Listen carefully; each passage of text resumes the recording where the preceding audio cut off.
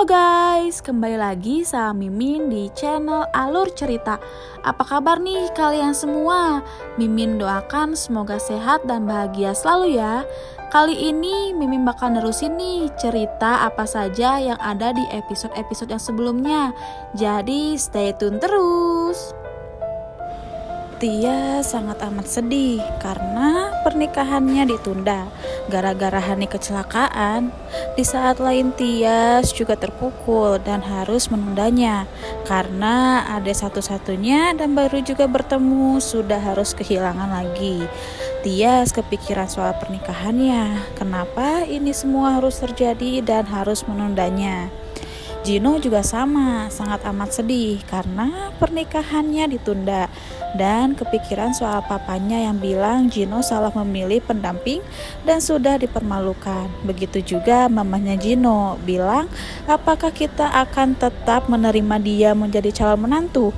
Tapi Gino tetap berusaha, sekalipun mama sama papa tidak setuju hubungannya Gino dengan Tias, Gino bakalan tetap nikahin Tias.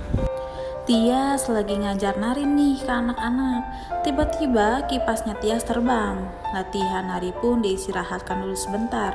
Saat Tias ngambil kipasnya, malah hujan. Terus ada Gino deh yang tiba-tiba bawain payung buat Tias.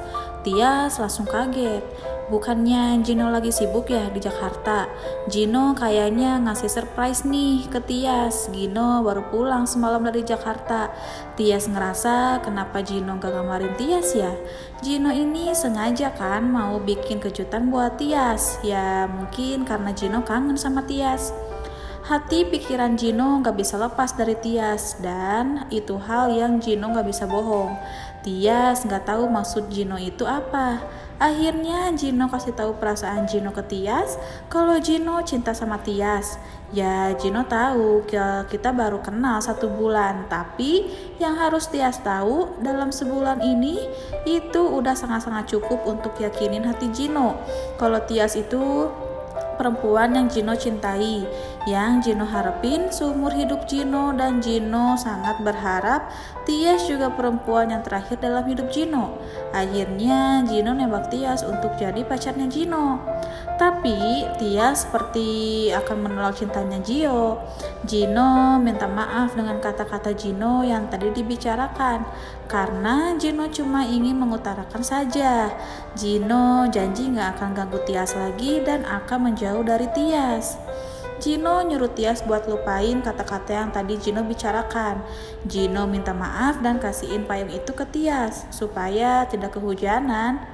Gino pergi, tiba-tiba Tias manggil Gino. Ternyata Tias bingung gak tahu harus jawab apa karena Tias belum pernah pacaran sama sekali sebelumnya.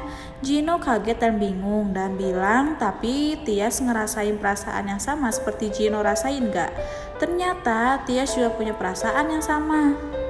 Gino keinget sama masa-masa indah sama Tias dulu saat pertama kali menyatakan cinta ke Tias.